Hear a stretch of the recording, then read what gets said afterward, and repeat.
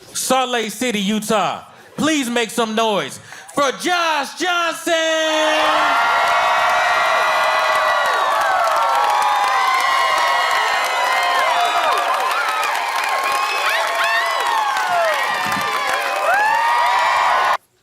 There's a lot of times when you're reading the news, going through all these stories that are deeply depressing. Every once in a while you get something that's a little, I don't know, a little spark.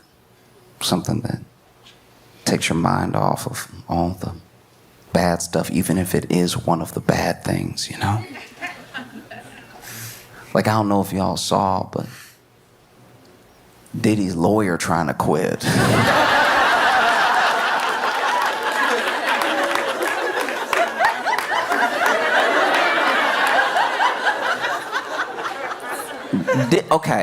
Diddy.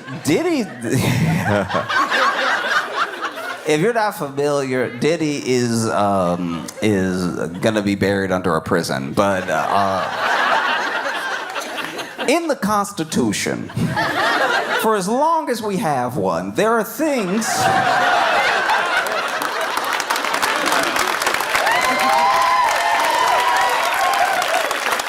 for as long as we have a Constitution, there are things laid out in it that state your rights as a citizen, you know?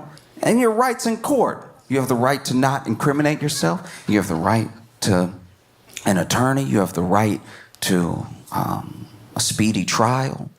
You know, you have these rights because we've tried to set up to the best of our ability, and not a great ability, a justice system that kind of works. You know what I mean? I look at the American justice system the way I look at my uncle's car, right? It barely runs, but it does turn on and off. Like, functionally, it is still a car, even if you do have to push it sometimes to really get it started, and you can't trust the brakes. Functionally, it fills the definition of a car. You know? And when I look at the justice system, I'm like, it's a system. But within that system, for as long as we've had it, we've had an individual, whether they did or did not do something, needs to be represented by someone up against the state or the party suing them. And the people that take on these criminal cases, maybe they take them on because they just know our system works best when there's at least someone where it won't be popular, but there's someone to stand on the other side of the thing to make sure that the scales are balanced, that gives an honest effort, even if this person did what they're accused of doing, is a monster. None of that matters, because for the justice system to be a system, we at least have to walk in the door with the scales at balance, right? Innocent till proven guilty, and just something so that we don't all tear each other apart. And then there are people who really believe their clients. They really believe in the innocence of this person. They're like, I know this thing looks bad, and I know from every angle that everyone should just throw their hands up, but I believe this person when they told me that they didn't do it, and so they represent them, right? And neither of those seem to be the case for Diddy. Like that was all mostly theoretical. It's just his lawyer quitting. His lawyer's name, I might be mispronouncing it, but I'm pretty sure it's Anthony Rico, which is one of the most insane last names to have while not wanting to represent Diddy at all. That would be like your lawyer's name being Danny Murder, and he's like, I can't be next to you though. That's wild that I can't be over here. Because I didn't even know that lawyers, I didn't know that lawyers could quit. Everything I know about the law, I know from like movies and TV and stuff. And usually when you're watching a movie or TV show where someone is having, you know, a butting head scene with their lawyer, it's either the lawyer being like, well, look, if you're not going to be honest with me, you're not going to tell me everything, then you can just find somebody else. And you don't really know what that means, right? Or the person in jail be like, "Oh, you're not even doing your job. You don't even believe me. You know what? You're fired." And then I don't know what that means. You know?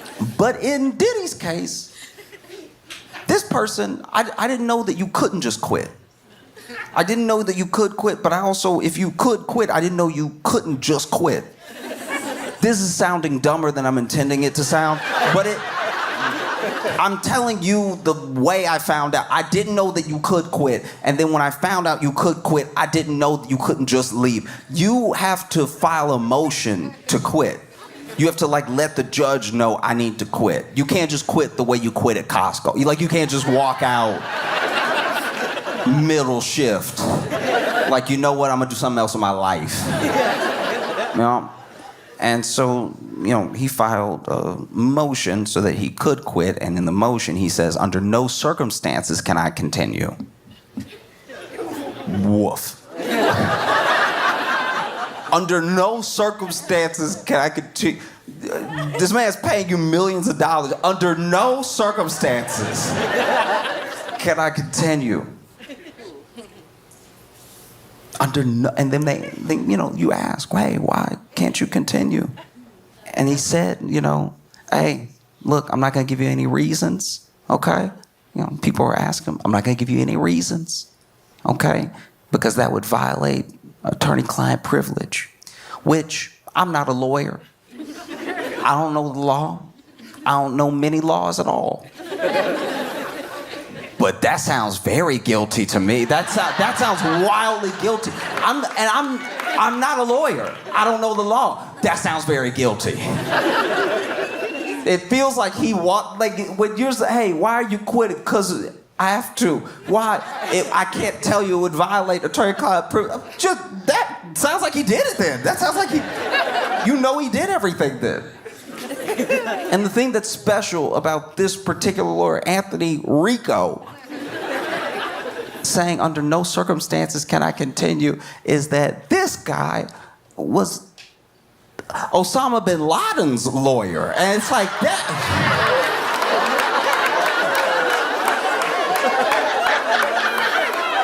Sir, what did he do? What did he do to make you, who defended Osama bin Laden, who defended Osama bin Laden in 2001, peak Osama?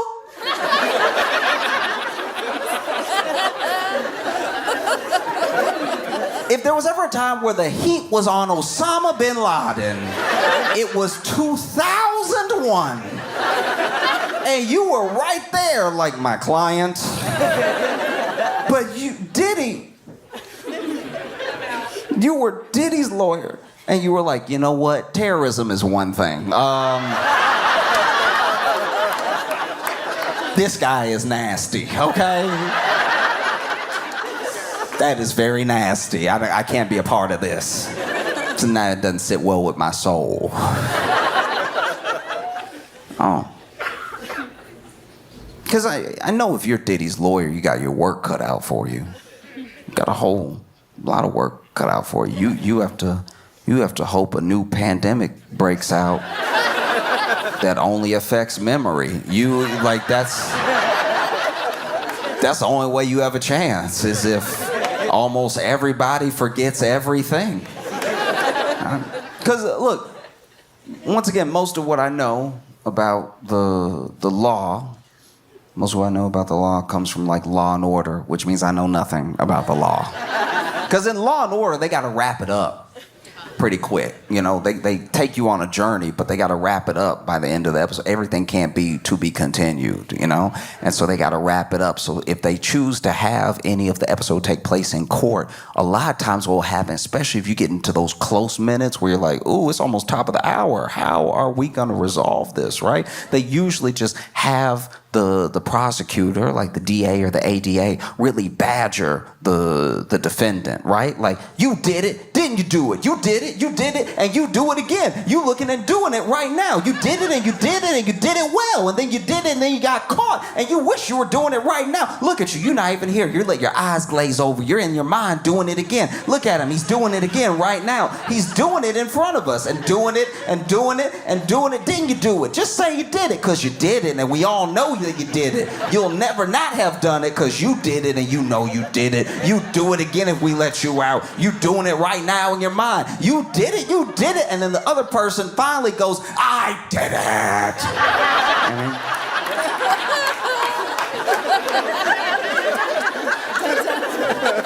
And usually they freak out and they're like, I can't handle having to say no more than 8 times. I did it. Oh no, the jury.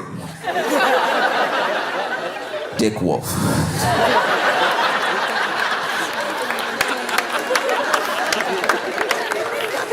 And that's not how it actually works in the real world. Like, sure, there are people who testify and then don't help their case. You know, they get up there and they say things that maybe make them look like they're not sorry or make them look more guilty than they're even presumed to be and everything. But you don't really have that with Diddy. Not just because the trial hasn't started, but with Diddy, he did record himself doing everything he's accused of doing, and the FBI has it. That is pretty bad. Only thing worse than doing something is doing it on camera. You know? Even if the entire jury could not see, they could hear. So it's rough. He also has not only the lawyer that Osama bin Laden had, Diddy's got like 3, 4, 5, 6 lawyers. Got a lot of lawyers. I didn't even know you could have that many lawyers. I guess you can have as many lawyers as you want, but like that already. I'm not a lawyer, glad I'm not on the jury, but that looks very guilty to me. Everyone that I know who's ever gone to jail or been found innocent and didn't go to jail, they had one lawyer. They had one lawyer to be like, hey, it's just me and he didn't do it. That was the whole proceeding, right? They didn't have a soccer team. That's crazy. You got so many lawyers. I bet you that was one of the things that his lawyer said. He was like, look, you're gonna be good. You got 80 other lawyers. Okay, you don't need me. Let me go. Please, I know too much. No, because at a certain point, a certain amount of lawyers, I know that everyone has their specialties, but that looks bad to me, at least. It's like you need that many specialties at once. You accused of that many things that you go ahead and break up the work like a group project. And then to say you have like 5, 6, 7, 8, 92 lawyers, for any one of them to quit does make everything look worse. You know who didn't quit? OJ's lawyer. OJ's lawyer saw everything. He even saw him in the Bronco, and he was still like, I got you. We gonna be good. You know who else did quit? Jeffrey Dahmer's lawyer. He saw that to the end. Ted Bundy didn't even quit defending himself. He was like, you know what? I'm gonna keep going. Let me see how this plays out. At any point, he could be like, you know what? I'm making me look extra guilty. Let me go ahead and get some help in here. No, it's mind-blowing. I don't get it. You represent Osama bin Laden. And he was number one in the world. You went for the criminal. You repped the criminal. And whatever we're finding out about Diddy behind closed doors, you were like, not this. Yuck.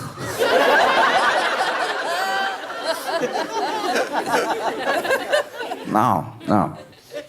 Because you see people in situations where they look incredibly guilty, or they do something very dumb that's almost indefensible, and they still have legal representation that sticks by them.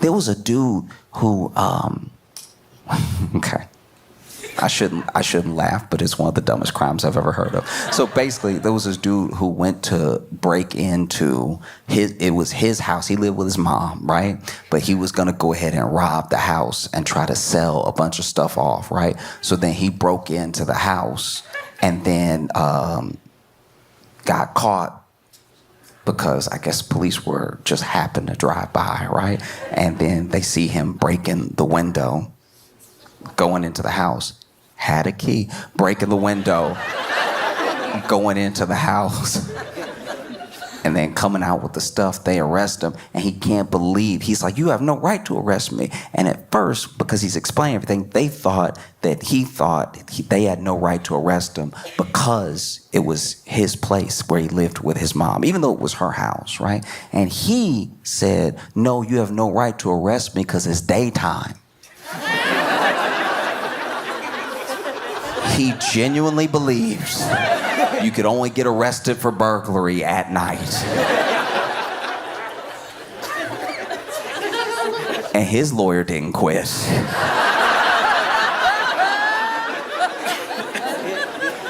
There was a dude who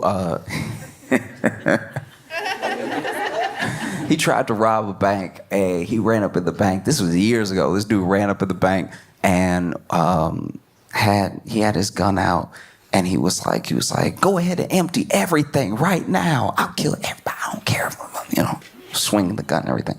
And then the tellers were like, do you want a bag? Because he just came in, just him and the gun, just waving, him and the gun. No bag, no, not even a backpack, just here with the gun. The money now. And they were like, would you like something to hold it with or anything? And he was like, damn right, it's a real gun.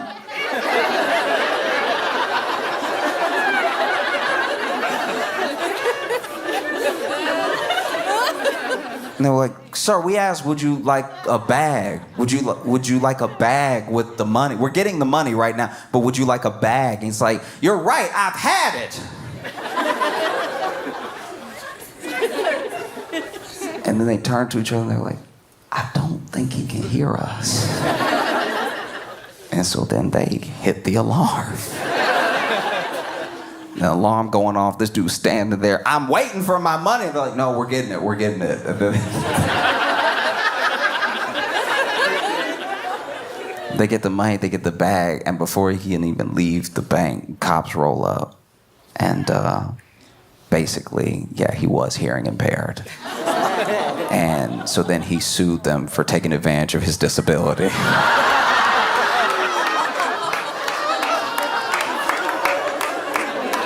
And his lawyer stood by him. Do you see how this normally works? That's how it's supposed to go. Your lawyer is supposed to stand by you. They're supposed to be your ride or die. Diddy's lawyer said, no, I like to live and I will not be getting in the car.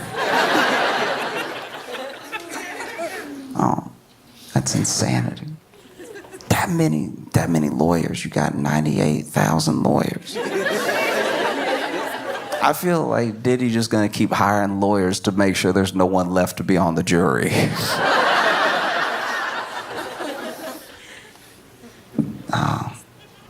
I don't even know what you would do. You know what I mean? Like, when you look at a situation like this where the whole world knows about Diddy and Diddy's case, right? It's global news, right? And everyone is expecting things to come out during his case. So there's more eyes on it than even when it started. It wasn't just a thing that popped up, oh, Diddy got arrested and then it's over. It's the fact that all of Hollywood could be implicated. That's the feeling that people have, right? So people are going to be watching the trial nonstop for every update possible, because maybe your favorite pop star, maybe your least favorite R&B artist, whoever, right, will be involved in this case somehow. And so The whole world will be watching, and the whole world already knows. So how could you not have, in a sense, at least if you're Diddy's defense, a tainted jury? Because how are you going to pull from people who can be impartial, who don't know who Diddy is, right? And then when you pull those people, a judge can say, and judges tell people all the time, look, I don't want you to engage with any media about the case. I don't want you reading any tabloids or social media or anything like that. And don't talk to anybody about the case. No podcast, no whatever, right? No interviews, no nothing. And even if you do that, it's impossible because of the way that we live in the world and the way that we interact with social, to not be bombarded with things about whatever the biggest news topic is.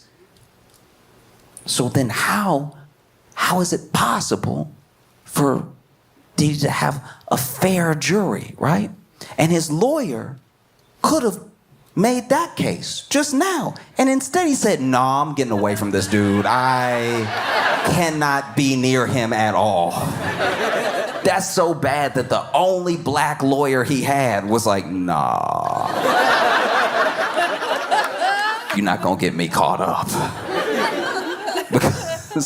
Because you know, I think he's just scared. I think he's scared that he's so close to it that he's literally just representation, but he might go to jail. That can happen. I didn't know that could happen, but that can happen. I had never seen it happen in my life until Michael Cohen. Michael Cohen, in case you don't remember, was Trump's lawyer. And Trump got in some legal trouble, and somehow Michael Cohen went to jail. That's a superpower. That's a superpower if I've ever seen one. I've never seen someone dodge charges so hard they hit their lawyer in the chest. That's crazy. That's the I'm rubber, you're glue of law. That's insane. Trump had all this legal trouble. He's like, take him. Michael, I'm sure Diddy's lawyer saw that and was like, that could happen to me. I refuse. My last name is already Rico. No, have to get away. Because who takes up for you is huge. Who takes up for you in a situation where you're in the public eye and you have a scandal or you've been found to have done something, right? Whoever takes up for you, they do shift the narrative around you, and they do shift public opinion, either for you or against you, right? Like, let's say in a scenario, right? Completely hypothetical scenario. Let's say I'm driving. I can't. I'm very bad at it. But let's say I'm driving. Once again, this would never happen, all right? I failed my driving test and I have not driven since, okay? I'm very bad. But let's say I'm driving behind the wheel of a car, which I should never be. It's a chair that could kill someone. It is insane that people just get in those and just go. Like, that blows my mind. I will take an Uber or the bus. I am fine without being behind the wheel of a death machine because all it takes is your foot and you could just take anybody out. That's crazy. I don't like being in cars in the front driving. Every time I move, it moves. That's crazy. I don't like that at all. I'll sit in the back. But let's say I'm driving, okay? And I'm driving because maybe my friend is hurt. Maybe my friend's like, oh no, I'm bleeding. No, I've been shot, whatever it is. And then he's like, you have to drive me to the hospital. I'm like, okay, I guess I'll kill us both. And so then I get in the car and then I'm hitting stuff. I'm just, because I don't know which one's the gas and which one's the brake, because honestly, they should be further apart. In my opinion, it should be like go-karts, like right foot gas, left foot brake, and then you can just drive like this. This feels more natural to me. I don't know what y'all are doing with this thing. This feels insane. To see people doing this all the time, ooh, I'ma start, I'ma stop, I'ma start, I'ma stop, whatever. I wanna just do it like when you're in a go-kart. I drive so well in a go-kart, not just because I can't go fast enough to murder, but also because I know that left is stop, and that's fine. But sometimes you get a foot, uh-oh, I've hit them both. What does that do? So then I'm in the car and I'm driving, right? And I'm doing it poorly because I do it poorly. Because as I've said before, on stage, to many people, I don't like lefts. So I take rights until I get there, okay? So I'm just gonna take a right and then take a right, take a right. My friend probably gonna bleed out, but I'm taking these rights because a left will kill everybody, right? Now I get to the hospital, let's say I've got to the hospital and I have run over at least 26 people, okay? So I'm being arrested, my friend is hopefully being treated, so I've saved his life, but I am in a lot of trouble. And let's say that Dolly Parton came to my defense, right? Because I'm not famous enough to get in trouble on the news, but there might be a couple of tweets where it's like, do you see that comedian just floored everybody? Just drove on the sidewalk for 6 blocks and took a right and drove on the sidewalk for 4 more blocks and took a right and drove on the sidewalk for 2 blocks and then took a right and then got to the hospital and hit somebody in front of the hospital. And I only hit them because I was trying to hit the brake, but it should be over here. But instead, it's in the middle. I guess. I don't know. I'm never in the car right there. I don't know what y'all do. Why isn't it just pep? Why isn't it just buttons? Let me hit a gas button. That would be nice. To just have the wheel and then a button. Right thumb is gas, left thumb is brake, and it's like a video game, but instead you're just over here. Crazy way to do it, but y'all do you, okay? Let's say, though, that Dolly Parton comes to my defense. Probably never gonna happen. I don't know her, would love to, but let's say. She's like, I know Josh personally, okay? And I know he would never purposely run over 26 people. It must have been something that happened. And you say he was in a car. He said he would never do that. It must be an emergency. Oh, he was trying to help his friend. Y'all, please, if you can find it in your heart, to forgive Josh and his dumb feet. I'm just saying, if Dolly Parton came to my defense, I think that would shift a lot of people's opinion of me. Everyone loves Dolly Parton. Everybody knows Dolly Parton is a sweetheart. And so if she came to someone's defense, you would think, oh, if Dolly sees something in this person, then yeah, maybe they're a good person. Maybe she's right. Maybe he didn't mean to run over 26 people.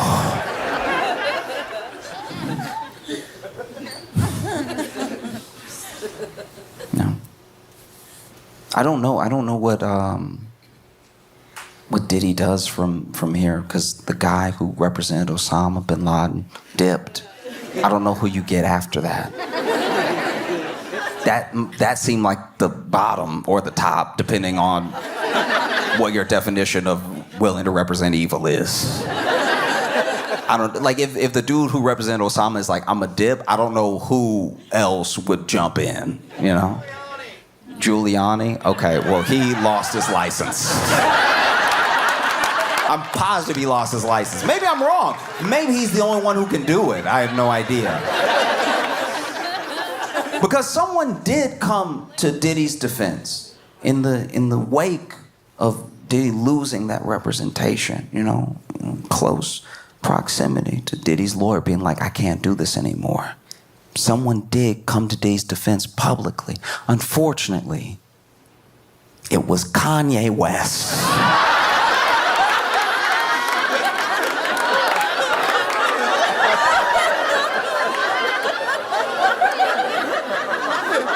In a tweeting tirade, Kanye West went on an absolute rampage. He called himself a Nazi. He posted a bunch of like anti-Semitic stuff. He said all sorts of things. And then he said, by the way, free Puff. I think if you're Diddy in jail, you're like, this is worse. That is worse. I did not know it could get worse than the Osama bin Laden lawyer leaving me. But this is bad. This is very, very bad. That was me kind of like doing a little bit of rap in the way that Diddy does it because he's not good at it. You know what I mean? Like, but yeah, this is bad. This is worse because he's calling himself a Nazi and then he's like, also, that guy. Think of that guy and me. together right now. Think of when you think of me, I want you to think of him, all right? But who knows? Maybe when the lawyer who represented Osama bin Laden dips, maybe the only person left to represent you is Ye. I think that's, I could see that. I could see Ye showing up to court being like, Your Honor.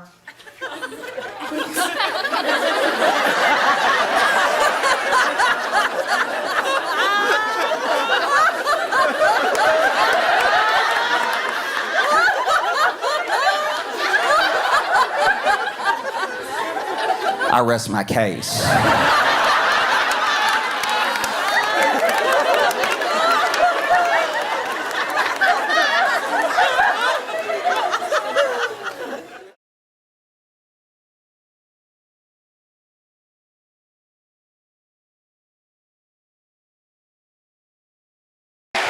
Make some noise for Josh Johnson!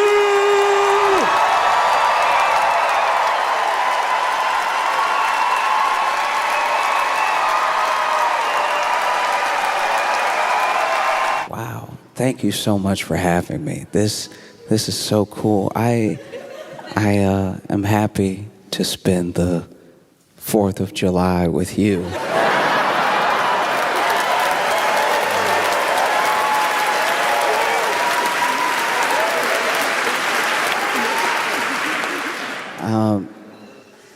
Maybe you're not aware of some of our customs on the 4th of July. One of them that sticks out is a hot dog eating contest. And I've been traveling the world, and a lot of people think that they know what a hot dog is. They even think that they have their own version of a hot dog. And as I've traveled the world, I can honestly say that no, you don't. Because you all here, I'm not going to pronounce it correctly, but you have bratwurst. That's not hot dog at all. That's good.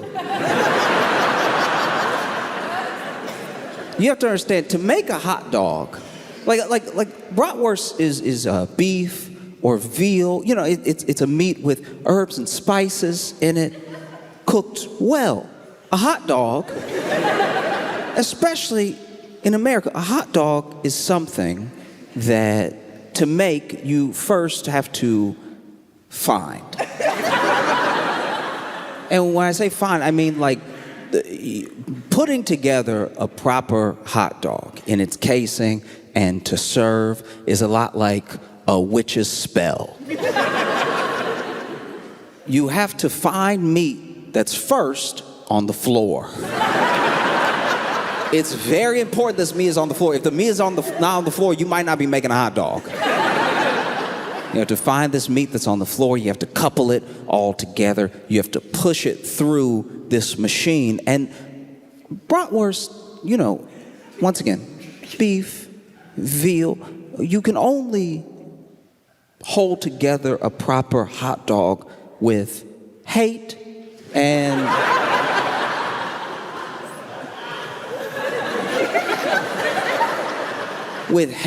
like a touch, like a dash, just a little bit of poverty, right?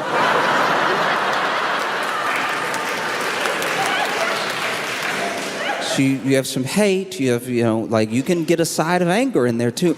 And then you put it together into a hot dog, you wrap it up nicely so it looks like it might be edible. Because I don't know if you've had a hot dog. In order to prepare a hot dog, it's not like preparing a bratwurst. You have to boil a hot dog. And in order to boil the hot dog, it means you do have to ruin some water. You put the hot dog in the water, you boil it up, that cooks the hot dog. Cooks is a strong word. What are you cooking? It's demon meat. But you boil the hot dog up, so then you pull it out, that's cooked. You then put it in a bun to cover up that you're eating a hot dog. The water you have to dispose of like toxic waste. A lot of people will pour this down the sink. Don't do that. Don't get that mixed in with the regular. When I was little, I had a friend who his mom had a flower garden, and he'd make hot dogs after school, and then he'd pour the water in the hot dog garden, and all of the flowers died. Because that is runoff poison water. But yeah, you boil a hot dog and then you eat it. And when you eat it, you're supposed to close your eyes and pretend you're chewing something else. Because this is going to be nasty. You can try to dress it up with mustard, ketchup, with mayo relish, with whatever manner of things people do. Some people will act really, really holier than thou about how they prepare their hot dog, as if a hot dog is not a mystery of meat mushed together. I say all that because on the 4th of July, there is a hot dog eating contest that takes place. And the winner this year, once again, is a man named Joey Chestnut. And this year, he ate 70 hot dogs in 10 minutes, which is the correct response. You know how I said that when you felt physically ill? That's how you're supposed to feel on the 4th of July after eating as many hot dogs as possible. I believe the record is 76 hot dogs. And I remember one time my buddy entered a hot dog eating contest, and he was super excited about it. And he had watched Kobayashi, he had watched Joey Chestnut, and he thought he could do it too. He was like, if they can do it, I can do it. Let's give it a try, right? And so he entered the hot dog eating contest, and it wasn't like the official Nathan's hot dog. It was just like a local one that was happening on 4th of July. And he entered the contest, sat down with the other contestants, and then over the course of 10 minutes, my friend ate 2.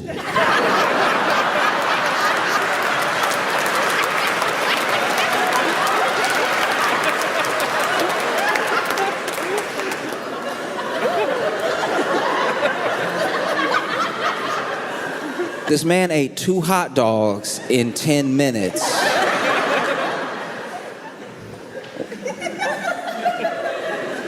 We were watching it like, when is he gonna kick into gear? Like, when is it? There are other people that are literally like swallowing hot dogs like, as fast as possible. There was one dude that was this was incredible. He was screaming hot dogs down, right? He was like, oh!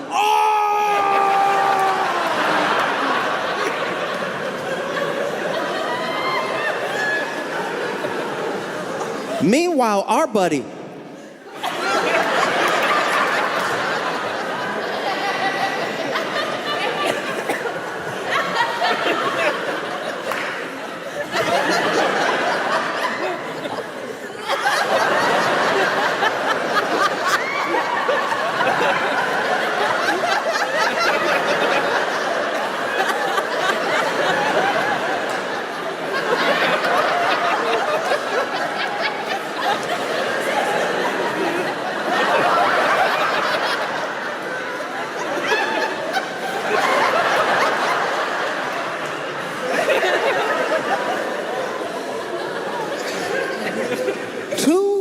hot dogs in 10 minutes. We went from cheering to booing.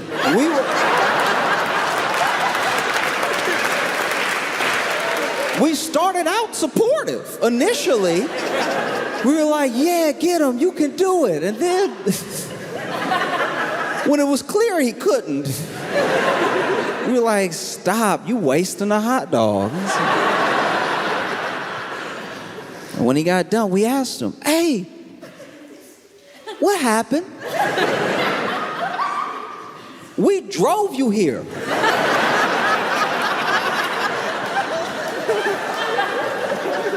You the one wanted to go way out the way To enter this contest to waste everybody's time, 2 hot dogs in 10 minutes is not a contest, that's a meal.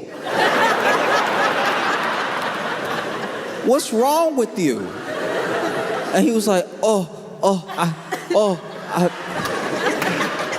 I panicked.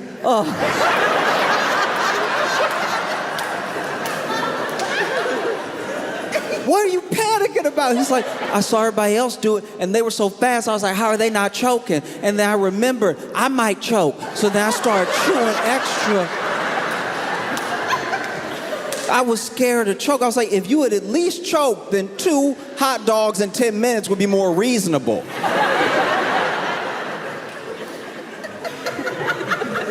You got people over here fighting to get hot dogs now. He over here chewing responsibly.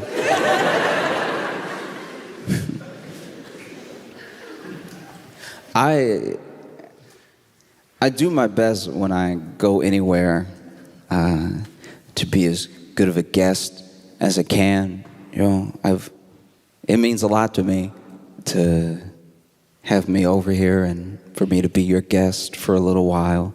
I've been looking forward to this trip for a long time, and I'm always a little tense when I'm a guest, though. You know, even if it's just visiting a friend's house. You want to be a good guest. You don't want to leave and then have them be like, oh, never again. You know, like I get nervous to be seen as a bad guest. I don't want anything to go wrong. Like I've had to stay over, you know, for a couple nights at friends' houses, and they're like, oh, make yourself at home. What's mine is yours. I feel like that's a trap. You know, because you really make yourself at home and then you find out how much they mean it later. It's like, I'd rather just act like I shouldn't be in here at all. Quiet as a mouse, you know. I'll just act like I broke in and just try to affect as little as possible in the home. And they'll be like, what? He's such a good guest. We didn't even know he was here. One time I got so stressed out about being a guest at my friend's house while they were out of town that I just never went.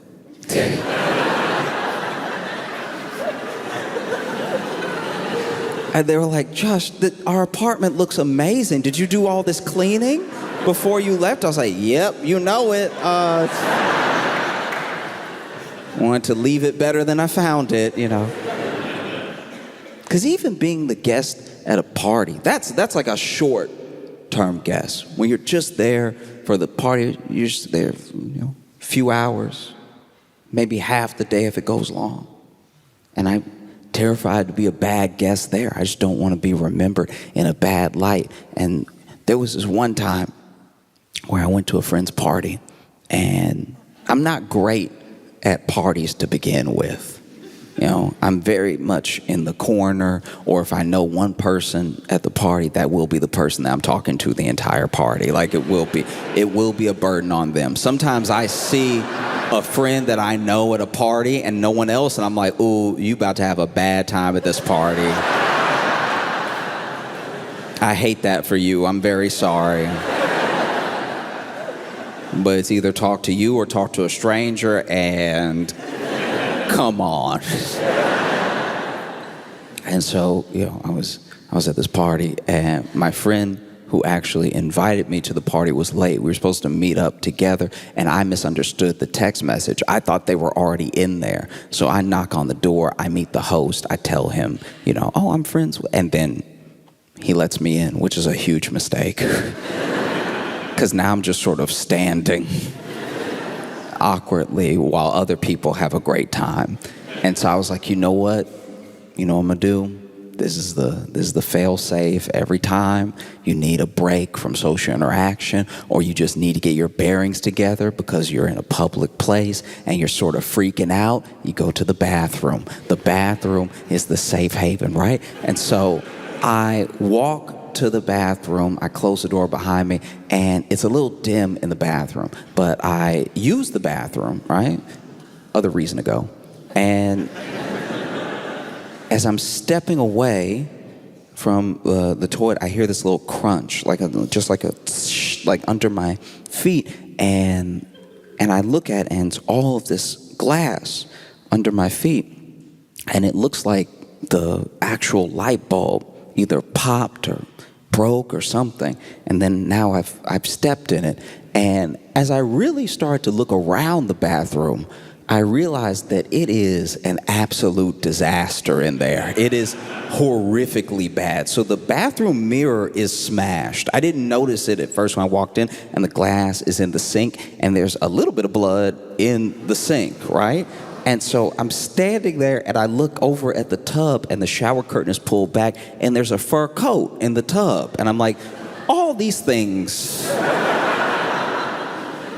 are too much for one thing. You know what I mean? Like this would be a shutting the bathroom down for a short period of time at the party if just one of them happened, and all of them are happening right now. And so I'm like, I don't know what to do. I flush. That's as much as I can clean up right now. And then I'm a bit panicked, so I get ready to just get out of the bathroom, because if I can get out scot-free, if no one sees me come out of the bathroom, someone else can address this thing, because I don't know anyone here. My only friend is late, and the host has just seen me once. So I get ready to, I don't even, admittedly, this is gross, sorry, but I wasn't even gonna wash my hands, because I was like, there's a whole bunch of blood in there anyway. They'd be dirtier than when they were unwashed. And so I get ready to pull on the doorknob, and I hear a knock. And I can't open the door. There's no way I could open the door and be like, all yours. You know? It's crazy in there. And so I hear the knock, and I think to myself, oh no. There's no way. First of all, if you need to go to the bathroom, the last thing you want is for someone to open the door and be like, all right, before you get in there,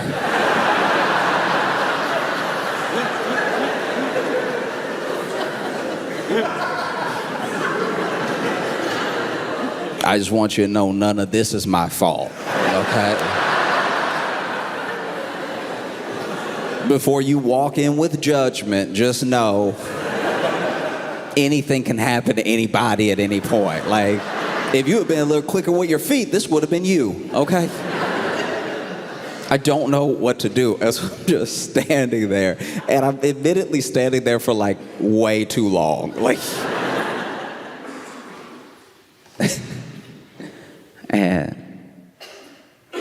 and I hear a knock again.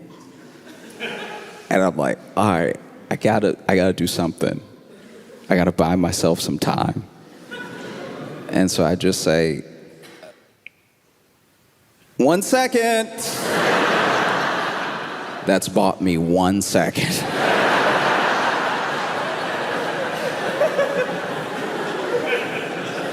I have to use it wisely. And in my head, I'm thinking like, okay, I could try to clean up. I'm over here in my head freaking out because this is my worst nightmare. I'm gonna look like a terrible guest. I'm at a party where I don't know anybody, and I'm gonna look like I destroyed this bathroom. And so I'm Googling all types of stuff. I'm over here Googling, does glass flush? Like, does glass flush? How fast can you get blood out of the sink?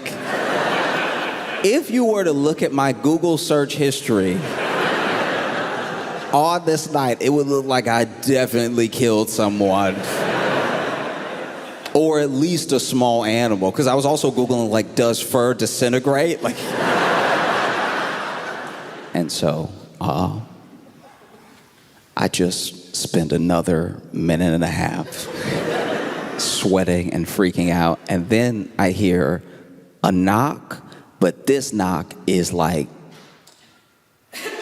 thicker. It's just like strong. It's clearly a different knock. It's clearly a different person. And that person is like, hey, come on, people waiting. I'm like, people?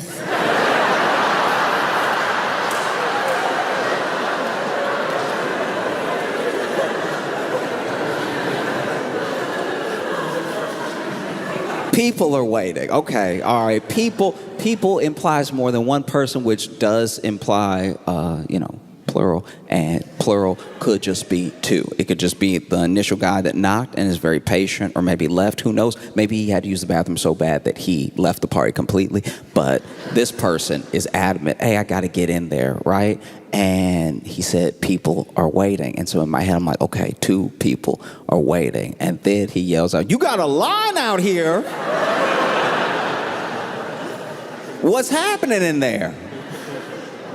And I looked down at my phone, and I had been in the bathroom for like 15 minutes. Like I had let this go way too far.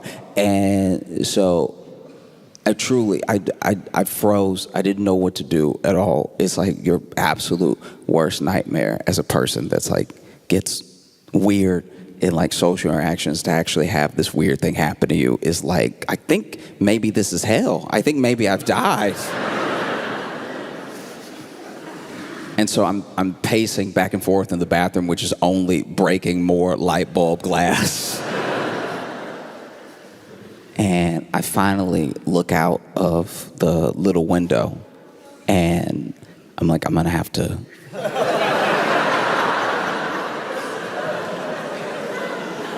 I'm gonna have to leave. Like I'm gonna have to jump out of the window. And in my like panic, I forgot that we were on the first floor. So it wasn't like a big jump or anything, but I did have to climb out of a window that wasn't man-sized. Luckily, neither am I.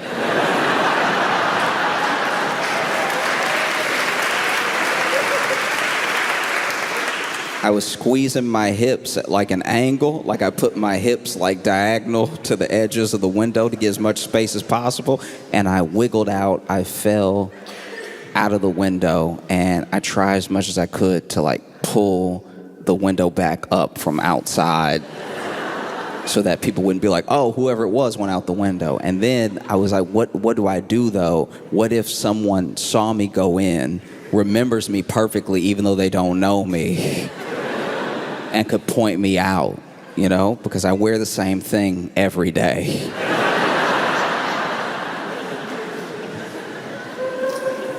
And so I'm like, the only option I have is to go back in.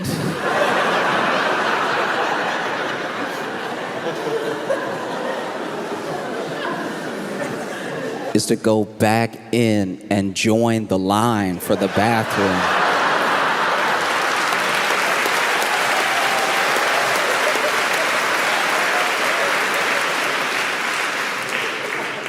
And so I walk around the house, and I'm thinking to myself, okay, all I gotta do is watch out for the host. His host was greeting me when I first walked in. As long as the host has like got to that point in the party where they're not greeting everybody and they're not answering the door every time, I should be good.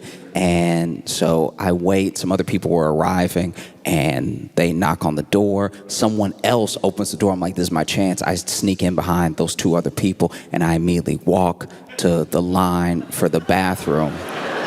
And luckily, my buddy who was late was in the back of the line, and he's like, can you just believe this?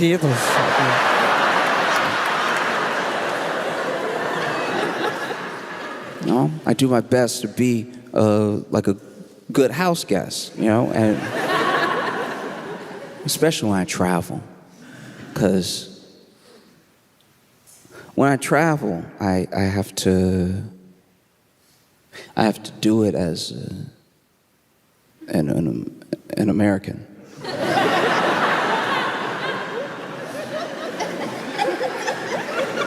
have to travel as an American now. You know? And it's like, I'm traveling more than I ever have in my life, experiencing new places for the first time. But one thing that I will say is, okay, there used to be a time where you would travel when you were from the U.S. You would go to other places, and you would say that you were from the U.S., and people, there was a shine to it. There genuinely was like this like magnificent shine around you and your passport, people had questions for you, you know, you would say you were from the US and they'd be like, oh, blue jeans.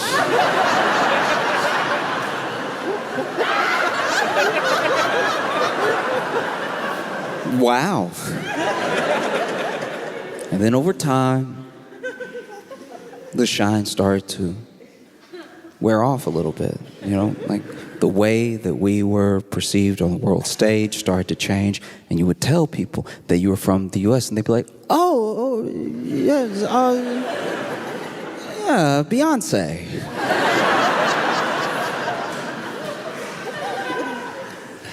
And now,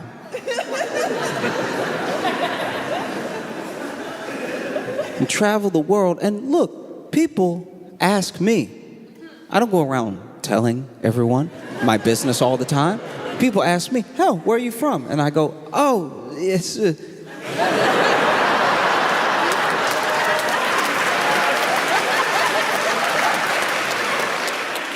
you know, it's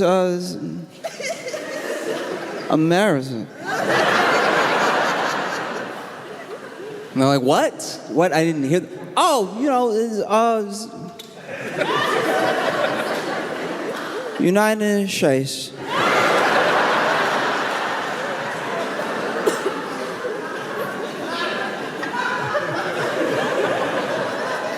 What? I'm American. I'm from the U.S. From America. And I've traveled these past 2 weeks to Paris, Dublin, Brussels, Antwerp, now here, and there is a similarity. This happened more in Brussels and Antwerp than anywhere else, but it has also happened here where people will ask me where I'm visiting from, and then I will tell them. And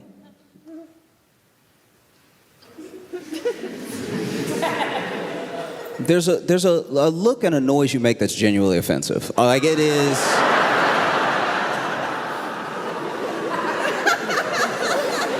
Once again, you asked me. I didn't say anything. I walk into the shop. Y'all are the ones, you know, asking questions and stuff. And then I say that I'm from the U.S. I'm visiting from America. And then you go, oh.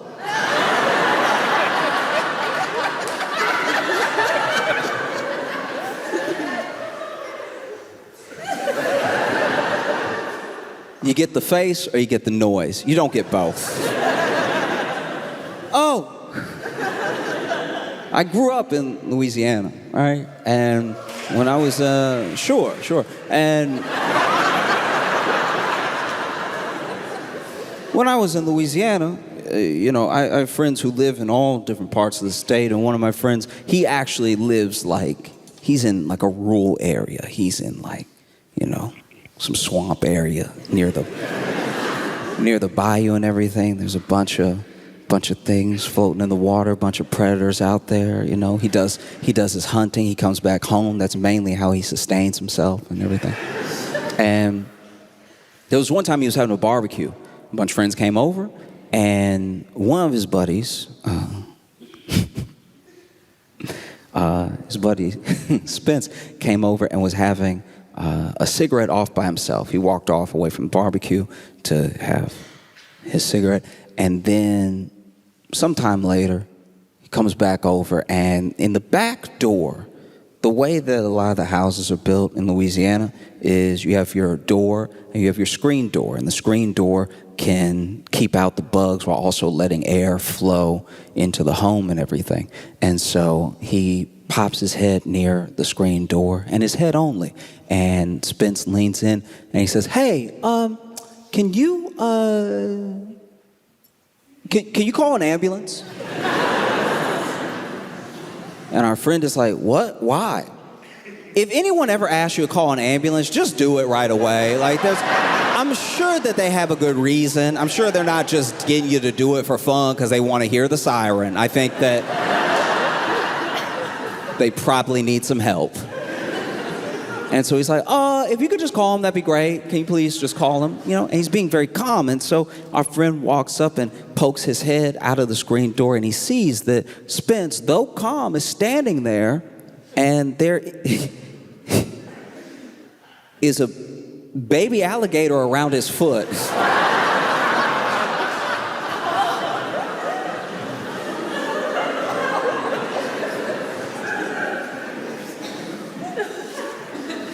And that's the way you look at me when I tell you that I'm from the US.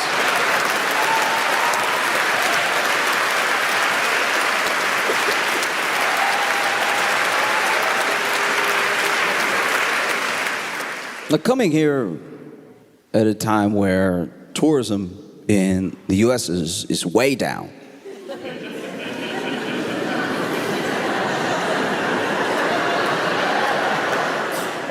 Yeah, people aren't coming to visit as often. It's like if people used to love to come visit all the time and then something happened.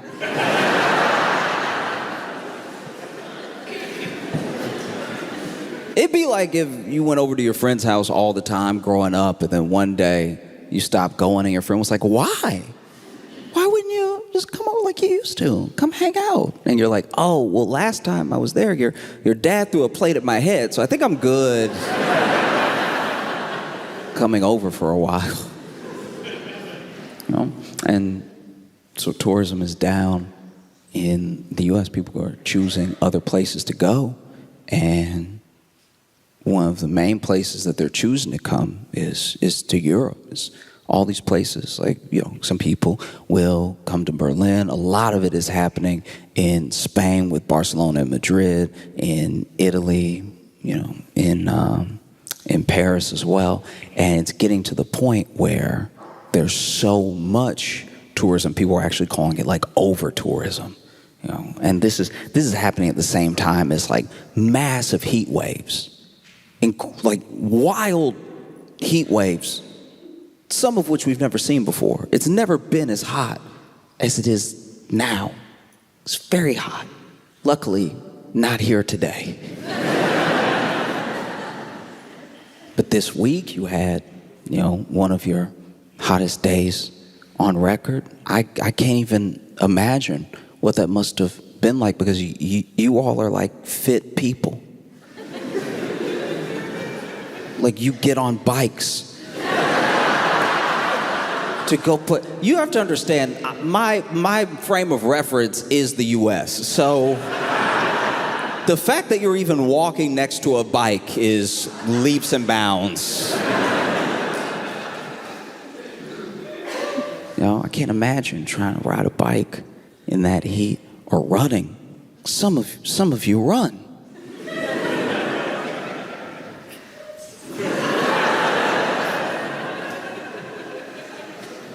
And so that's wild that this level of like over tourism is happening at the same time as this heat wave. And there are people in Paris, there are people in Spain and Italy that have had enough. They're losing it over this. They're protesting the tourists. They're over here being like, stop it. Stop coming here right now. Talk amongst yourselves and spread it out throughout the year or something. But this is too much. You have places like, I could be wrong about these numbers, but I think in Barcelona you have like 1.6 million people living there, but like 26 million people visit throughout the year. That's wild. I understand that if you live in Barcelona and you're trying to ride your bike, eventually you're like, get out of the way! And then if you live in Barcelona, you're tired of all these tours everywhere all the time, and you start freaking out. You might get a reputation for being a little bit rude to tourists, and then you'll be New York.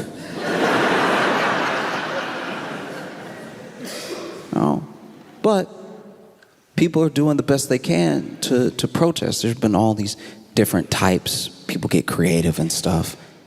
There's one where they were shooting tourists with water guns throughout the day. Get out of here! Ah! Like when a dog tries to pee on the carpet.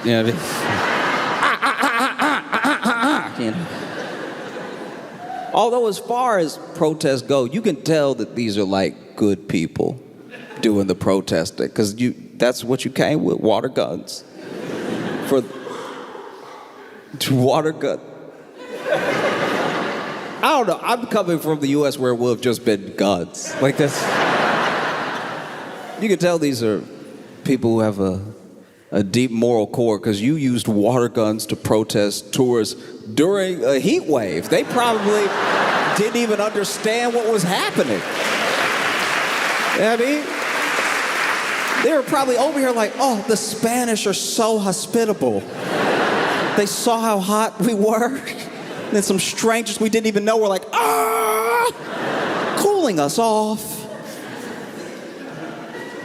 You know, and I get the genuine frustration though, but this is the main problem, is that whether it's business or whether it's government, systems have a magnificent way of pitting us against each other.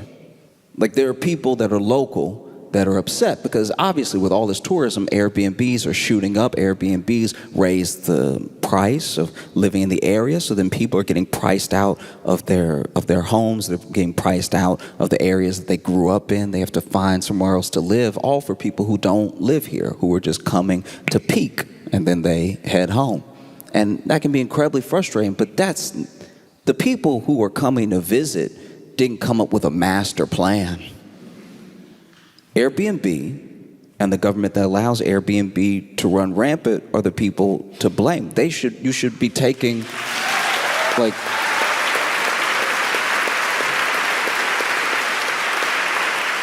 if you're gonna take anger out on anybody, it should be the local government and the Airbnb that allows it to run rampant. You should be using the water guns on the computers at this. You know, because I think that's the main way that systems get to stay intact. They see this, Airbnb sees it, and local government sees it, and they're like, well, we get to rake in money while the people that live here blame somebody else. Why would we ever change our practices? You know?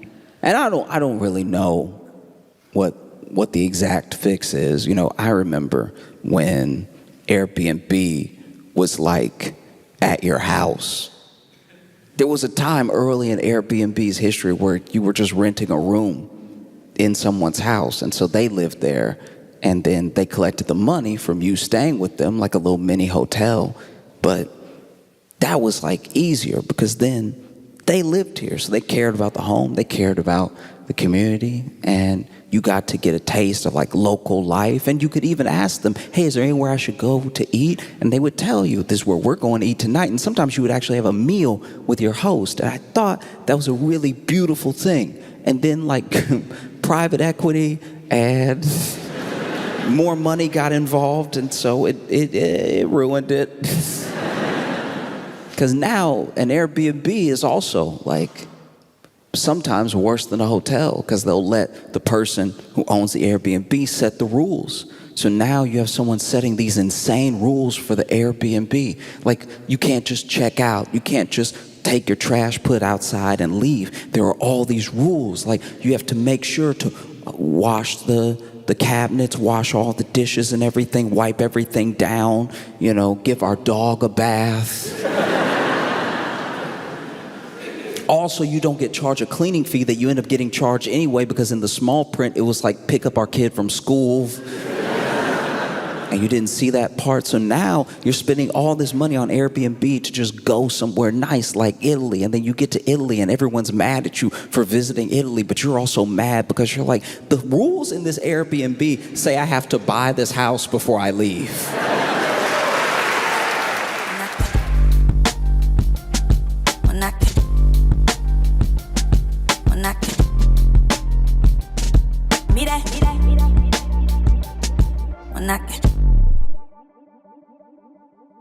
Give it up right now for the one and only Josh Johnson!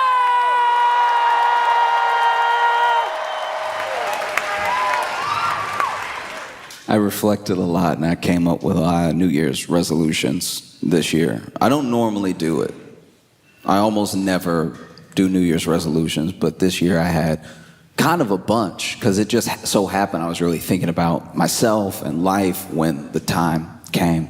And the problem with New Year's resolutions, the reason that they're so hard to keep is that a year is a year long. If you could make a New Year's resolution and really only had to do it for like 3 weeks, you'd knock it out of the park.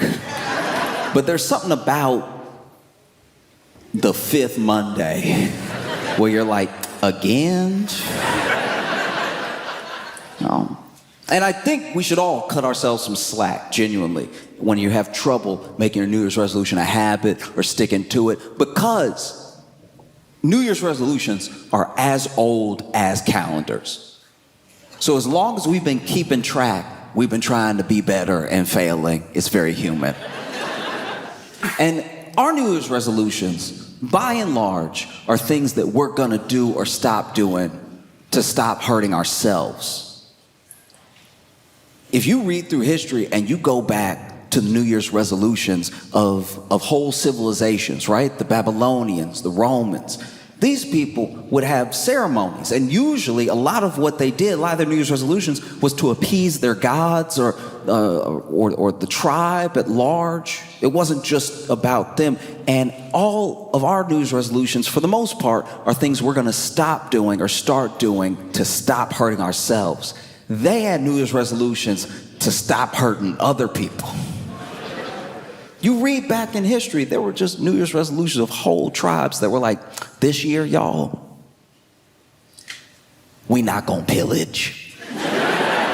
We were doing too much last year. We were pillaging over here, pillaging over here. Not everything need to be pillaged. We need to start focusing on us, all right? Even probably had a tribe leader came up with a slogan, we not gonna pillage, we gonna be a village.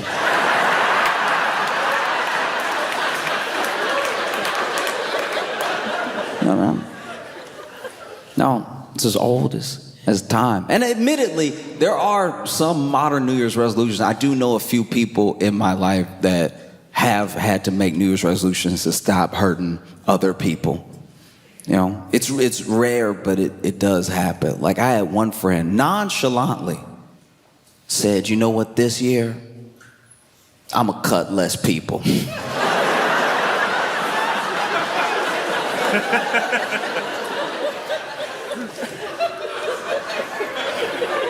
First of all, I didn't know she was cutting anybody.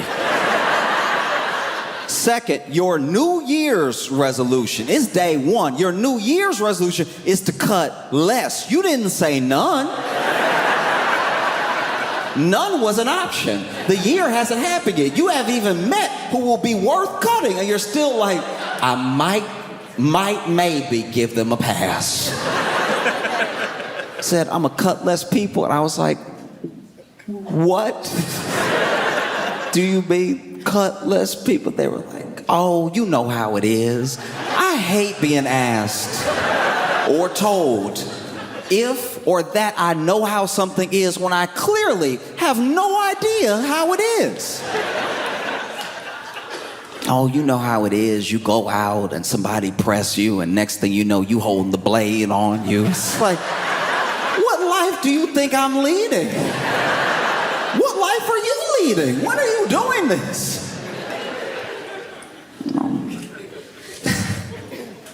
I had a couple of New Year's resolutions. One of them was to focus on my health, which I'm already regretting. Genuinely, because this is my thing. When you try to focus on your health in the beginning of the year, you really think you're gonna do it. And that's why I'm making a New Year's resolution. If you tell me what I'm doing wrong, if you tell me what's wrong with me, in like September, I'm probably gonna be like, then I'll die. Sorry. I like doing that. But if we're starting a new year and you're like, don't do that, I'll be like, okay, I'll try, right? No. But the problem is when you focus on your health, you have to go to the doctor. And going to the doctor is a little bit too exact and final for me. If something's wrong with me and I'm telling a friend about it and we're just sort of going back and forth spitballing about what it could be, it's almost kind of fun. You're like, maybe it's that. Oh, maybe it's that. Let's Google it. Oh, we shouldn't have Googled it. You know what I mean? But when you go to the doctor's like, no, You sick. And basically, I had to go to the doctor pretty early because, all right, it's embarrassing to admit, but I feel like if I'm open, if I'm vulnerable about it, then it'll hopefully remove some of the stigma. Okay, I had to go to the doctor because too many, I would even say most of my farts were whistling.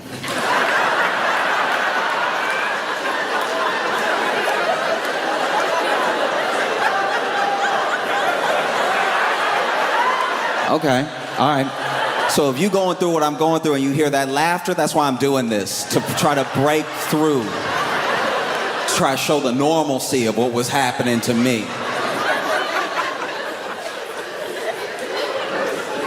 So basically, when I would fart, I don't even fart all the time, but every once in a while, you know, one goes, and it was just having at the tail end, very tail end, it was having just a little like to it.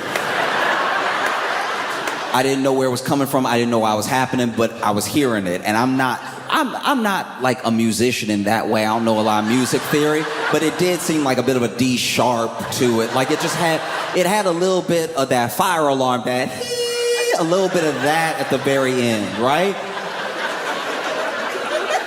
And so one day I was walking and I don't even remember the food that I had, but it hit me in the wrong way. And so I sounded like a piccolo. I was walking and my steps were just a little fluty. And I don't know about y'all, but sometimes I walk and listen to music. So I'll have my big old headphones on, they're noise canceling, so I can really enjoy the music and everything. And I knew I had a problem because the cut through it was so high of a pitch, it must have got under the noise canceler. And so I was just walking, and I don't know, once again, about you, but when I'm wearing my headphones, I'm listening to music, and I'm walking, it feels like I can fart however loud I want because I can't hear it, so then it must not be that bad. I know that's not actually how sound works, but it's just kind of what goes through my head while I'm doing it. And I was walking, I just heard a sort of like, do you remember? And I was like, uh-oh, I should probably talk to somebody.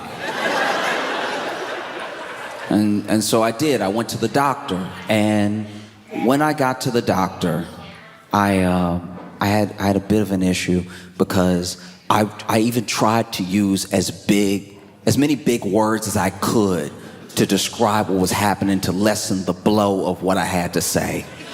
So I was like, my flatulence is having some orchestral notes to it. And the doctor was like, what? And I'm like, don't do that. One of the main reasons I hate going to the doctor is because if you're a doctor, and especially if you're older than me and you're a doctor, I'm assuming you've been a doctor for a while, right? And if you've been a doctor for a while, then I'm assuming you've seen a lot of stuff. But somehow when I go to the doctor and I tell them my problem, they've never heard of it before. You got all these encyclopedias in here with all these diagrams of people's bodies and stuff, but then I tell you what I'm happening, you're like, what? And then I just made it simple. I was like, look, my farts are whistling. He was like, what? And I was like, that's worse. What happened to bedside manner? And so, you know, he fixed it. I'm fine now. It doesn't happen anymore. But yeah, basically there was something going on where I had pretty much like overexerted myself, and he explained it better, but I guess my organs were kind of like a Tom and Jerry configuration, and it was just making me whistle at the very end, and then it went back to normal. My second New Year's resolution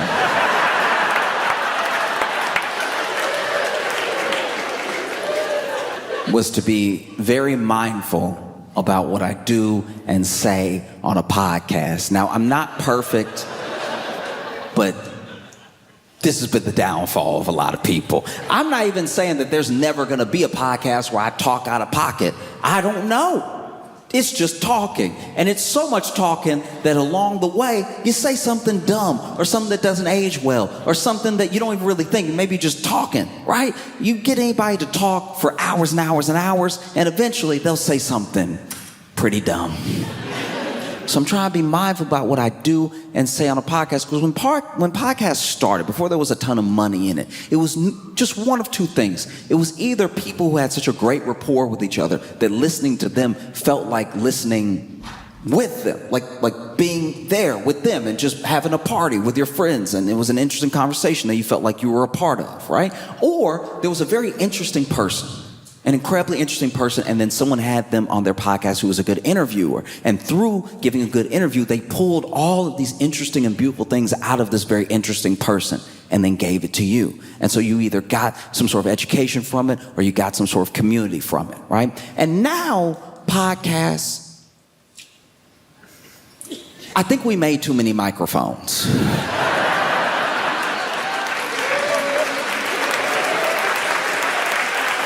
Because now it's a genuine mess.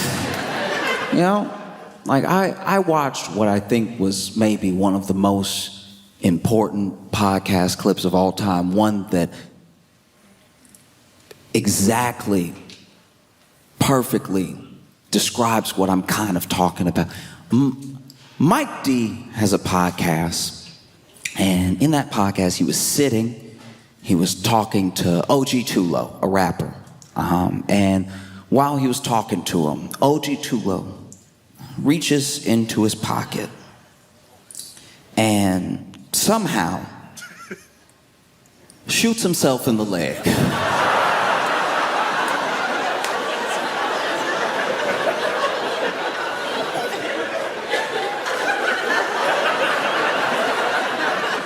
I'm encouraging everyone to watch this clip because it's truly one of the most important moments in podcasting ever. I had so many questions when I saw this man shoot himself in the leg. First of all, what gun is little enough? But also, what pocket is big enough? Because you can't see a gun. He's literally got his hand in his pocket, which means there's a gun and his hand in his pocket. How deep are these pockets? They're like optical illusions. This man reaches into his pocket, and I want to be clear here, okay? OG Tulo and Mike D, they weren't having some sort of argument. Mike D wasn't coming at him. It's not like he was reaching in his pocket to grab his gun. If anything, it looked like he was reaching in his pocket for something else. And can I just say, don't put your gun in your pocket. But if you do, make sure your gun is the only thing in that pocket. Please do not put your gun and your keys in your pocket. I'm begging you not to put your gun and your phone in your pocket. Because this man looks like he's trying to move the gun. When you rewatch it, I've watched it 2,000 times. It looked like he's trying to move the gun out the way to get something else. And I'm telling you, it's not worth it to have your gun and your gum in the same pocket. This dude reaches into his pocket. Bam! And then Mike D, who's sitting across from him, Mike D goes, "Who shot who?"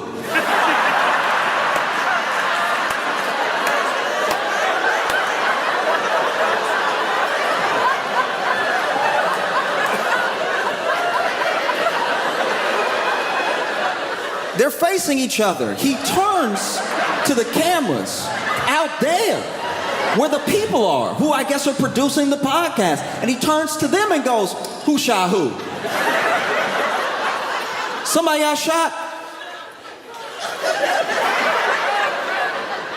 Sir, how often are people shooting each other at your studio for the first question to be, "Who shot who?" He didn't say who shot who as in like, "Oh no, a gun went off." He turned as if to say, "Y'all, we are trying to do something."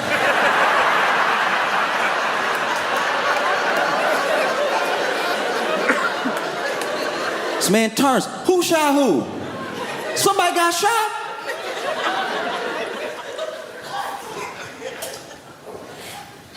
When you look for the clip, OG2 now that's O, letter O, G, letter G, we're capital letters, the number 2, like an email, OG2 low, right?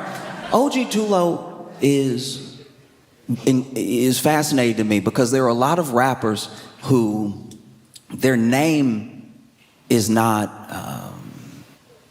it's not true to who they are as a person, right? But to his credit, OG Too Low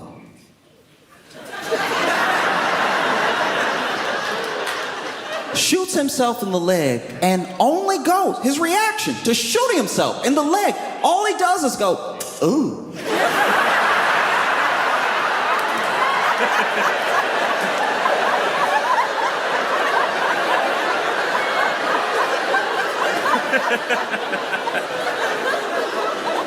This man doesn't cry, he doesn't freak out, he just makes the face you make when you drop a casserole, just, ooh.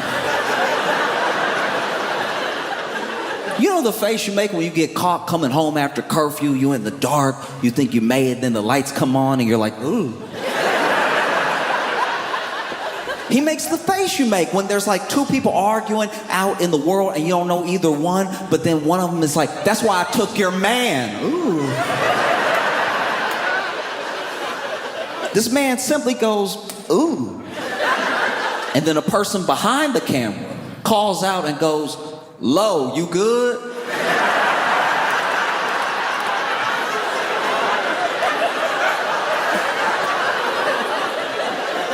There are a few things I hate more than being asked if I'm good when I should not be good. When I'm clearly, people wait till you hurt to ask if you're okay. And I understand the reflex question, but you just saw something very bad happen. You saw a man reach in his pocket where he clearly forgot he had a gun. And then shoot himself in the leg, and now you go, Lo, you good? And OG Too Low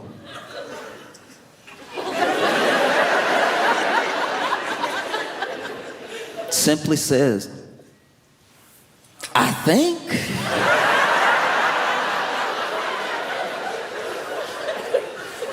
And so I'm trying to be more mindful about what podcasts I do and what I do on them, because I've seen how bad it can go. You know?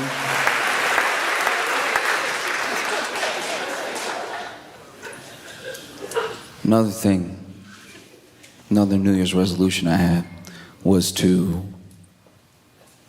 take better pictures of my male friends, okay?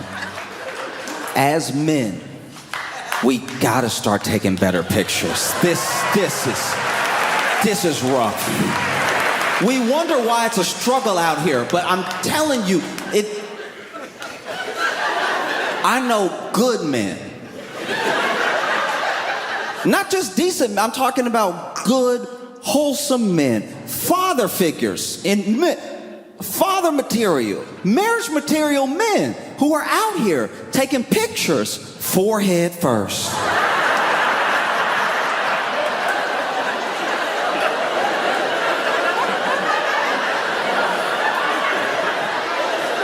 I'm talking about forehead presented, forehead shiny,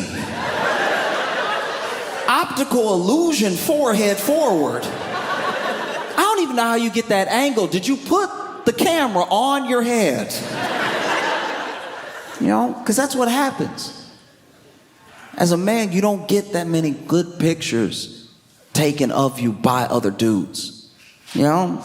And then you post it because it's one of the only good pictures you have. You want to go on a dating site, you want to meet people, you go ahead and you post the pictures you have of yourself because what you have is what you have. And then you put that out into the world and you wonder why there aren't many bites.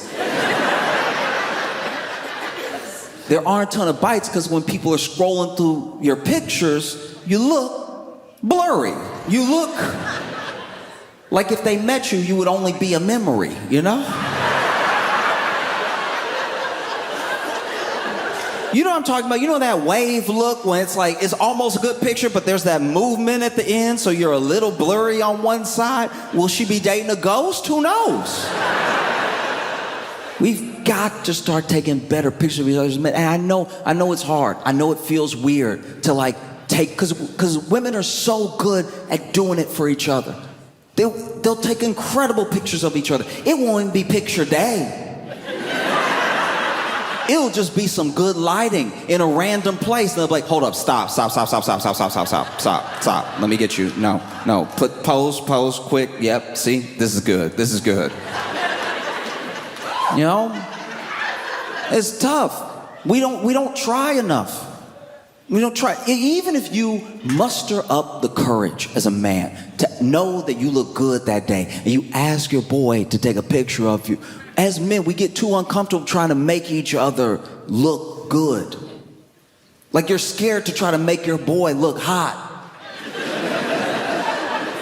Even if you're looking good, bona fide, looking good, anybody can see it. You're dressed well, shaved, everything, right? And then you hand the phone to your boy. He's like, got it. That's not helpful. You didn't get it. You didn't get it. That's why when I post the picture, I look like smoke. Because you were so uncomfortable, you couldn't stop, let the phone rest for a sec. The phone didn't even get to adjust. Do you know the technology we have in our pockets? And the phone was like, I didn't get that at all.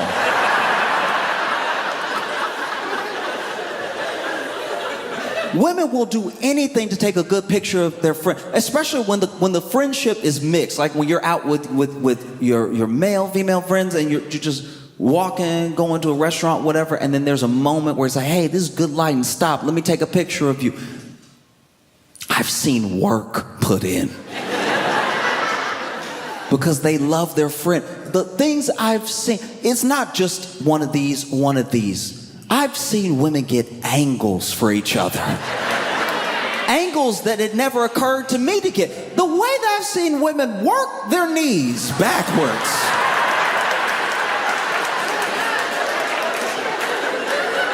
No, you be still, I'm good. You be still.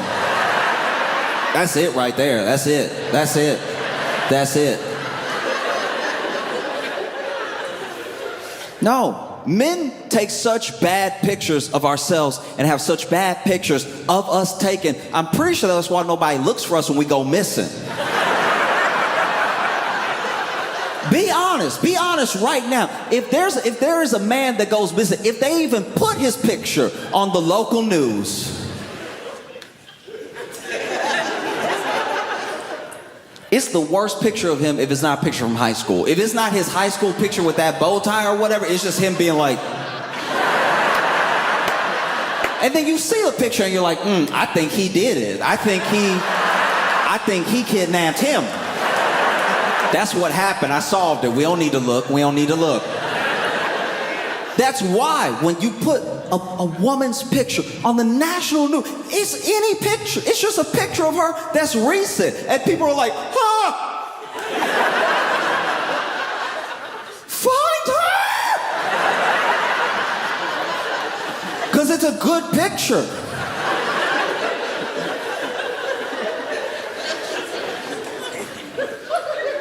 Another New Year's resolution that I made was to start making, how do I put this? I want to start having manlier mannerisms. The entire time I've been alive, I've just been moving the way I move because it's what feels natural to me in the moment, but I'm seeing every once in a while there'll be someone that comes into my life that shows me that actually, maybe not this way. When I was young, I was working this job, and there was a dude on the job who was he was in prison, and he was on work release. And he took me under his wing and was trying to teach me how to be more of a man. I didn't ask him to, but I also didn't really know how to take up for myself, so... I would do little things, and he would try to correct those things for me, right? And I remember one time I walked in the room, and it was pretty stinky. And because it was stinky, I tried to waft, in front of my face, like waft, like you would when it stinks. You're like, ooh, it's stinky, right? You know what I mean? Like, You've done this. Don't act like I'm... It was stinky, right? But the way I did it, my hands were too fluid when I was... Because it was stinky, but I felt like this was more efficient to get it out of my face. I was like whipping it out of the way, right?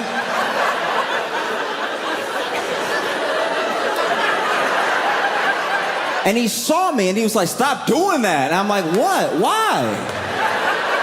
And he's like, your hand looked like a whisper, dog.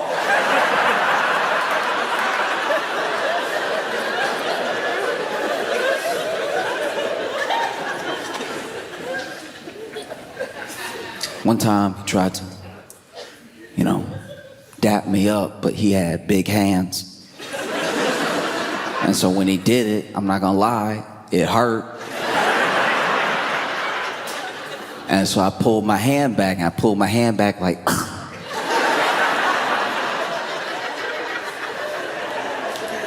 And he was like, don't do that. I'm like, what should I do then? He's like, I don't know, but not that.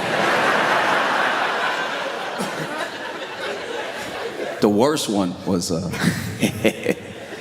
people talk about fight or flight, and people often don't talk about freeze, which is what I did in this particular situation. This dude had been on work release, right? And some dudes who he must have got into it with before he went to jail found out where he worked. They waited for him to take a smoke break, and they tried to jump him. Now, initially, when they tried to jump him, they were just pressing him outside, talking. I don't know if he owed them money. I don't know what the situation was. All I know is I'm walking out with the trash, and then they swing on this dude, all right? And then he, by himself, fights off both of these dudes. And he's not really losing or winning, but he'll take one to give one, and then he'll get one good enough that they back up a bit so he can focus on the other one and then go back to this guy and everything. But then at one point, my man, he gets clipped. He gets clipped by one of these dudes, right? And they have him with an uppercut, and he goes backwards. And I'm not proud of it, but it was my genuine reaction. When he got hit, I did go.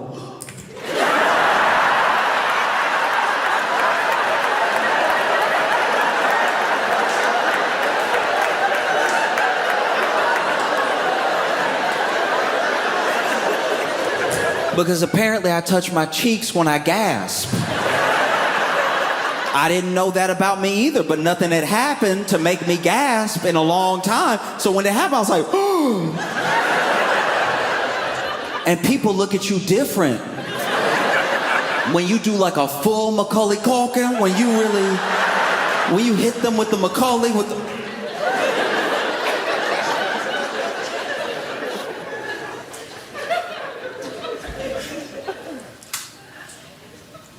Another one of my New Year's resolutions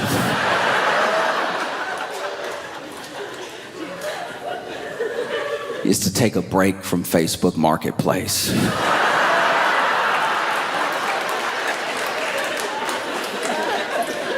This is my thing. It's not even that I'm buying a lot, it's just everyone that I seem to buy off of on Facebook Marketplace I'm never meeting them at a good point in their life. Right? So when I meet them, there's a whole energy to it that doesn't feel like just regular commerce. As an example, I went over one time, I needed a bed frame, so I went to purchase the bed frame. Facebook Marketplace, I show up, right? I've already paid, and I show up to pick up the bed frame, and it's not as if I came there to make a friend. I wasn't trying to sit down and have tea or something like that. I really was there to pick up the bed frame and be out. But the way I was being rushed the entire time was making this start to feel like some stolen goods. Do you know what I mean? I'm like, all right, so can I help you put it somewhere? Do you have a truck or do you have something? I was like, oh, okay, all right, calm down, right? And then while taking the bed frame, there's a piece missing. And so then they go to get this piece. And when they go to get the piece, there's a truck that pulls up. And then when they walk back out, they're like, oh no. And then this guy gets out of the truck and he's like, Amy, why? Why? And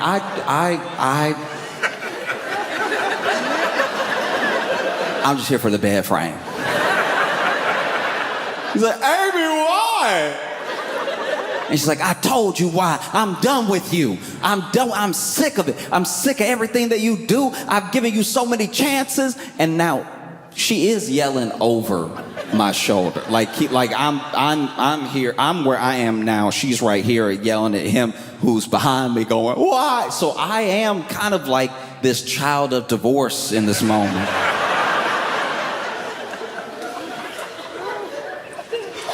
He's like, why? I told you why. No, but why, Amy? Is it him?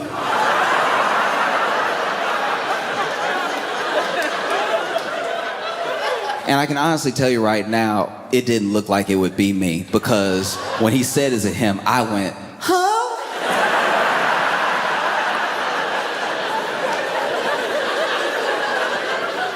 And then she went, what? No.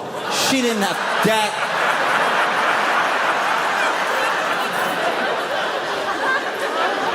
Now I'm looking at both of them like, huh?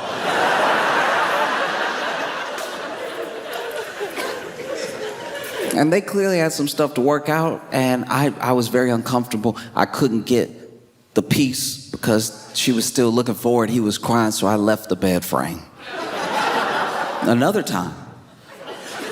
There was another time where I was going to buy a teddy bear. I had someone that I was trying to get the teddy bear for because they like novelty teddy bears. I was trying to do something a little sweet and everything. And I go there to pick up the teddy bear.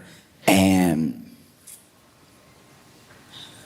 not everybody posts the dimensions of the item that you're buying. But when I get there, the teddy bear, my size, right? So way bigger than I was expecting. The teddy bear is like a 5-foot-something teddy bear. And this particular teddy bear, which was apparently like novelty because it was made like handmade and everything, from behind, the teddy bear had a lot of ass.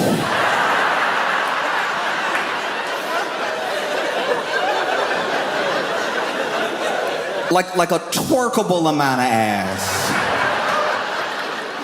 Like it was cheeky. And so, you know, I'm trying to pick it up and it weighs a man. And so I was like, okay, maybe not.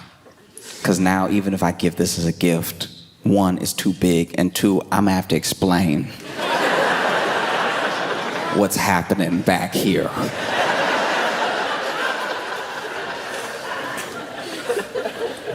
I went to buy a fridge one time, and I get there and I'm talking to this guy about the fridge, like where I should go get it, and he's looking at me confused. And he's standing right outside of the address that I was given, and he sounded all confused, and then he tells me he's there to buy a fridge.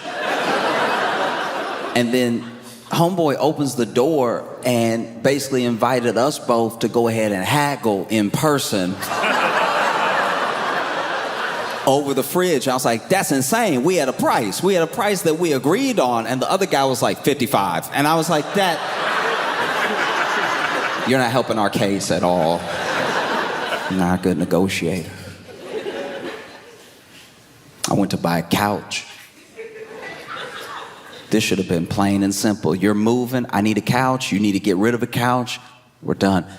I show up, even had the truck ready because I've known from before, you gotta have the getaway vehicle in tow.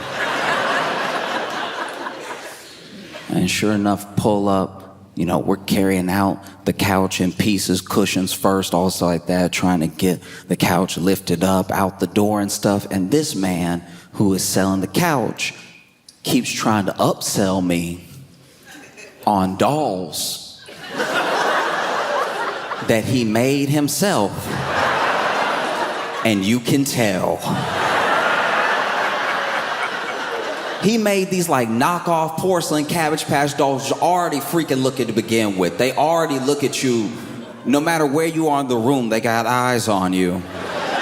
And then he made it so he stuffed them a little bit and then he put a button on it. And when you put the button on it, it was supposed to cry. Like, you know, the way that you buy the toys. Wham! Okay, hold the baby, right. Except he must have recorded the cry. Because this doll's cry was haunting. You press the button on this doll to cry because he did it, no one asked him to. Trying to upsell us on these dolls while we trying to lift a couch that is apparently made out of lead because we cannot get it up. Meanwhile, he not helping, presses the button on the doll, and the doll, instead of a wham, wham, it gives a cry that screams 1800s horror movie. This doll presses the button, this doll goes, ah!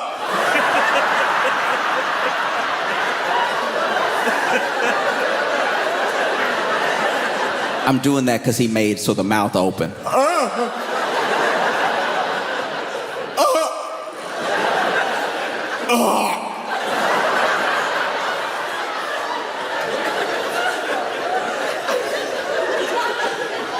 I was so genuinely terrified that I left the couch. That's why I need to take a break from Facebook Marketplace because I don't really leave with my items. I don't really...